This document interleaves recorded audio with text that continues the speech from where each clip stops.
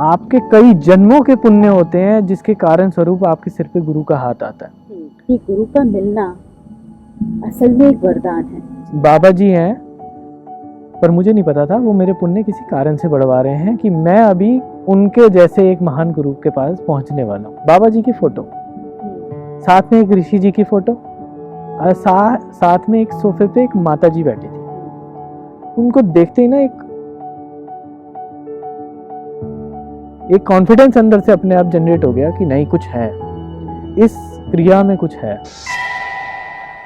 उसके पश्चात मुझे थोड़ा एक डाउट होने लगा कि अब मैं क्रिया योगी बनूंगा, क्रिया योग करूंगा, या फिर मैं एक सिख डिसाइपल बनूंगा।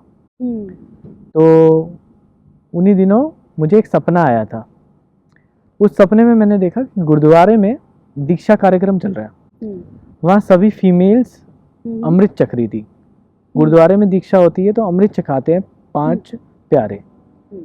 तो अमृत चखाया जाना था और छोटे छोटे बच्चे और सिर्फ फीमेल्स थी वहाँ। और उस दिन मुझे दीक्षा नहीं मिली। थोड़ा उदास हुआ मैं जागने के बाद, जब मैं इससे बाहर आ गया तो। पर मुझे तब समझ आया कि दीक्षा ऐसे नहीं मिलती है। आपके कई जन्मों के पुण्य होते हैं जिसके कारण स्वरूप आपके सिर पे गुरु का हाथ आता है। और उसके पश्चात भी अगर आप वैल्यू नहीं करते तो ये अपॉर्चुनिटी आपके हाथ से चली जाती है। तो मेरे पास इतने पुण्य नहीं थे कि मेरे सिर पे किसी गुरु का हाथ आ जाए। तो बाबा जी तब भी रोज मुझे जगाते थे। यहाँ एक बात बताने वाली है कि बाबा जी ने कई चीज़ें अपने ऊपर ले ली थी। कई मेरे गुनाह उन पे पर्दा डाला, कई पुण्य मेरे बढ़ाए, पर लेकिन वो एक आम व्यक्ति के लिए दिखाना चाहते थे ये सब। तो उन्होंने दिखाया कि कैसे माइनस में पहुंचा हुआ व्यक्ति भी पॉजिटिव हो सकता है। तो उसके लिए उन्होंने मेरे पुण्य बढ़वाने के लिए मुझे आगे बढ़ाया। तो मैं रोज सुबह उठता था, अमृत वेले या ब्रह्म मुहूर्त में उठता था, और वही जपजी साहिब सुनना, मूल मंत्र सुनना, और दिन भर ईश्वर के बारे में ही सुनना, क्योंकि और किसी चीज में मुझे इंटरेस्ट नहीं था तब। आगे कुछ दिनों बाद एक और स्वप्न आया। उस स्वप्न में एक ऋषि जी आए। ऋषि जी मुझे मेरे घर से थोड़ा सा दूर ले गए। सामने एक शिवलिंग की तरफ उन्होंने ऐसे इशारा किया, ये है तुम्हारे गुरु। और ऋषि जी ने जब ये इशारा किया तो मैं उनके लेफ्ट में खड़ा था। उसके बाद मैं उनसे कुछ बात नहीं कर पाया, पर मुझे पता नहीं था वो ऋषि जी कौन थे। इस घटना के 1 महीने बाद मुझे वैसे पता लग गया था इस घटना से कि अब मैं क्रिया योगी बनने वाला हूँ, क्योंकि शंकर भगवान हमारे आदि गुरु हैं। हमारी जो लीनियज है, शंकर भगवान से पार्वती माता, पार्वती माता से भगवान नंदीश्वर जी, भगवान नंदीश्वर जी से सप्तऋषि में अगस्त्य महर्षि जी, उन्होंने महर्षि कलिंग नारद जी को दीक्षा दी। महर्षि कलिंग नारद जी ने भोगनाथ महर्षि जी को दी। भोगनाथ महर्षि जी ने बाबा जी महाराज को दी। और भोगनाथ महर्षि जी और बाबा जी हमारी गुरु माँ के गुरु ने। तो इतना मुझे इशारा मिल गया था उस समय कि मैं क्रिया योगी बनने वाला हूँ, पर मैं उनको भी पहचान नहीं पाया। इनफैक्ट मेरी दीक्षा अगले महीने हो गई थी, इस घटना के 1 महीने बाद। पर 9 महीने बाद मुझे पता लगा कि वो जो ऋषि जी उस दिन आए थे वो हमारे परम गुरु भोगनाथ महर्षि जी थे। और जो बाबा जी हैं वो मुझे काफी समय से, मैं उनसे जिद करता था कि मुझे आप जैसे बड़े गुरु चाहिए, मेरे को बस आप जैसे गुरु चाहिए, आप जैसे गुरु चाहिए, यही मेरी जिद होती थी। और कुछ नहीं बोलता था उनसे, और कुछ नहीं चाहिए, सिर्फ आप जैसे बड़े गुरु, आप दिलाओ, आपकी जिम्मेदारी। जैसे छोटा बालक पिता से अपने जिद करता है। और मैं सोचता था कि ये मेरी अरदास कबूल हो रही है कि नहीं। पर मुझे नहीं पता था कि जिस दिन से उन्होंने दर्शन दिए उसी दिन से हमारे परम गुरुओं ने हमें अपना लिया था। सुषुम्ना क्रिया योग में आने से पूर्व ही हमारे परम गुरु हमें चुनते हैं। तो उन्होंने मुझे अपना लिया था। ये प्रार्थना काफी समय पहले ही उन्होंने एक्सेप्ट कर ली थी। तो इतना पता लग गया था कि योगी बनना है। तो दिल्ली में कहाँ कहाँ क्रिया योग होता है, मैंने इसकी, क्योंकि मैं दिल्ली से हूँ, मैंने खोजना चाहा। साउथ दिल्ली में सेंटर्स थे ऐसे जहाँ पे क्रिया योग सिखाया जाता था। पर मैंने सोचा कि क्योंकि मुझे डायबिटीज थी, हर 2 घंटे में मुझे कुछ खाना पड़ता है, जा नहीं सकते थे। 2 घंटे तो मुझे जाने में ही लगते, क्योंकि मैं बिल्कुल अपोजिट, एक्सट्रीम अपोजिट रहता। अब मन में आता था कि क्या करूं। कई बार रात को उठ के ऐसी प्रेरणा मिलती थी कि छत पे चला जा, पर अंधेरे से डर लगता था, नहीं जा पाया। मुझे नहीं पता वहाँ कौन मुझे बुलाते थे, पर लेकिन कई बार प्रेरणा आती थी, रात को कई बार नींद खुलती थी और ब्रह्म मुहूर्त में ही खुलती थी, पर मैं कभी छत पे जा नहीं पाया अकेले, तो मैं कभी बाहर नहीं गया। तो फिर से बाबा जी से प्रार्थना चालू की कि हे पिता, अब तो आपको ही मेरी नाव को पार कराना है। तो दिन पे दिन चलते जा रहे थे, पर मेरी प्रार्थना यही रहती थी कि बाबा जी आप ही लगाओ। पर मुझे नहीं पता था वो मेरे पुण्य किसी कारण से बढ़वा रहे हैं कि मैं अभी उनके जैसे एक महान गुरु के पास पहुंचने वाला हूँ। गौर पूर्णिमा से एक दिन पहले अचानक यूट्यूब पे स्क्रॉल करते हुए मुझे एक नोटिफिकेशन दिखा। नोटिफिकेशन तेलुगु में था, पर मेरी नज़र उस पर गई नहीं थी। मैंने सिर्फ इतना देखा, बाबा जी की फ़ोटो, साथ में एक ऋषि जी की फ़ोटो, और साथ में एक सोफे पे एक माता जी बैठी थी। उनको देखते ही ना एक विशेष अट्रैक्शन हुआ।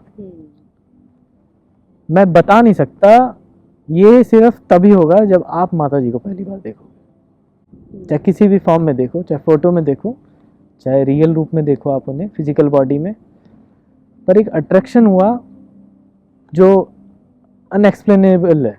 कोई मेरे पास वर्ड्स नहीं है उसको एक्सप्लेन करने के लिए। मैं बहुत खुश हो गया, पर मैंने देखा ये एक अलग सी भाषा दिख रही है नीचे।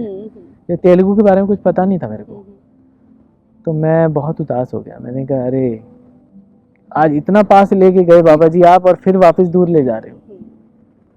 आप ये हाइड एंड सीक मत खेलो। और थोड़ा सा नाराज भी हो गया कि इतने दिन हो गए। नेक्स्ट डे दोबारा यही चीज़ हुई, एक वैसी ही नोटिफिकेशन आई। उस नोटिफिकेशन इस बार वो इंग्लिश में थी। पहले ही मैंने लैंग्वेज देखी कौन सी लैंग्वेज है। मैं तुरंत नहाया, सारे काम अपने रोक दिए, जो भी मेरे उस दिन के काम थे रोक दिए।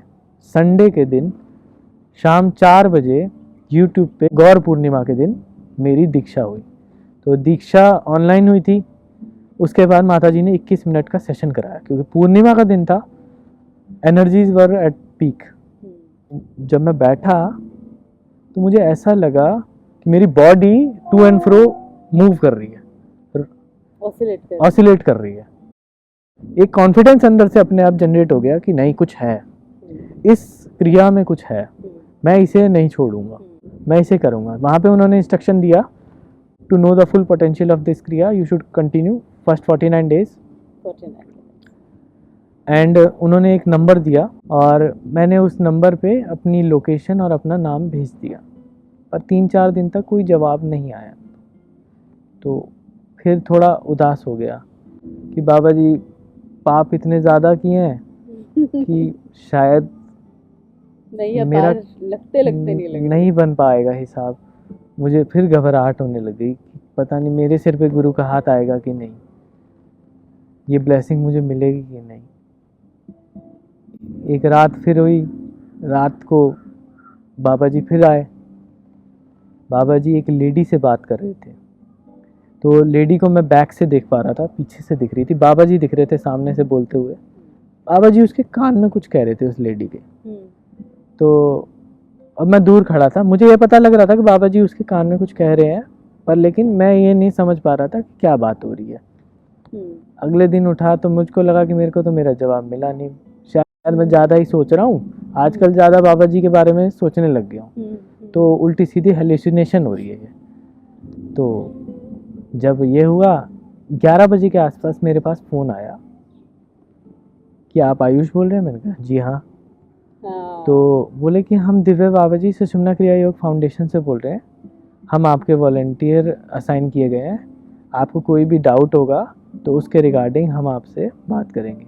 मैंने तुरंत ये बातें उन्हें बताई कि ऐसे ऐसे मेरी दीक्षा हुई थी, पर ये बात नहीं बताई कि लास्ट डे मैंने ऐसे देखा था।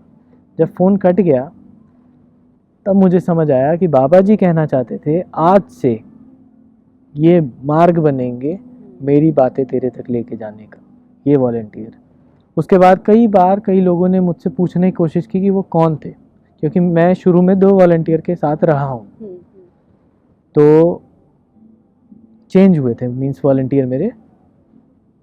तो जब भी मैंने ये बताने की कोशिश की ना, तो मुझे वहाँ किसी ना किसी तरह से रोक लिया गया, क्योंकि बाबा जी ये जनरलाइज मैसेज देना चाहते थे कि जितने भी वॉलंटियर होते हैं उनके थ्रू गुरु काम करते हैं। काम करते। और इसी तरह मुझे ये भी मालूम चला कि एक वॉलंटियर को माताजी मेरे तक मैसेज भेजने के लिए यूज़ कर रही हैं और दूसरे वॉलंटियर को तो बाबा जी ने दिखा ही दिया था। और तब से उन पे पूर्ण विश्वास हो गया, उनसे अपनी बातें व्यक्त की जा सकती थी। क्योंकि मैं बहुत एक इंट्रोवर्ट टाइप का बच्चा था, मैं अपने बारे में किसी को बताना पसंद नहीं करता कभी भी। तब तक मैं किसी को अपने बारे में नहीं बताता, पर उनको बाबा जी पे मुझे इतना विश्वास था कि ये तो ईश्वर का रूप है, अगर इन्हें नहीं बताऊंगा तो किन्हें बताऊंगा अपनी दिक्कत। तो 2021 से आयुष आप सुषुम्ना क्रिया योग का अभ्यास कर रहे हैं अभी? जी, मार्च 2021। तो आयुष आप मार्च 2021 से सुषुम्ना क्रिया योग का अभ्यास कर रहे हैं जी। तो करीब 3 साल हो गए हैं। हाँ, और 3 साल होने वाले हैं, अभी 2.5 साल हो गया आज। और आयुष की उम्र बहुत कम है, पर आयुष का अनुभव बहुत ज़्यादा है और इनके बारे में हम बाद में बात करेंगे। आज के एपिसोड को इसी से ख़त्म करूँगी ये कह के कि हम लोगों में से बहुत लोग हैं जिनको हमको हमारे गुरु बहुत जल्दी और शायद बिना किसी संघर्ष के मिल गए हैं। आयुष की कहानी से सीखने वाली बात यह है कि गुरु का मिलना असल में एक वरदान है, और इसीलिए जिनको गुरु मिल जाते हैं उस भाव को मन में रखते हुए कि कितनी मुश्किल से आपको गुरु मिले हैं, इसको याद रखना बहुत ज़रूरी है। तो आयुष, आपने जो अपनी ये पूरी कहानी बताई संघर्ष की, उससे हमें ये समझ में आ गया है कि हमें जो गुरु मिल गए हैं हम कितने लकी हैं, और शायद हमारी श्रद्धा और शिद्दत जिससे हम अभ्यास करेंगे वो भी बढ़ जाएगा। तो सुषुम्ना क्रिया इनर मिरेकल्स में आने के लिए बहुत बहुत धन्यवाद। आपसे फिर मुलाकात होगी। ओम सुषुम्ना। ओम सुषुम्ना।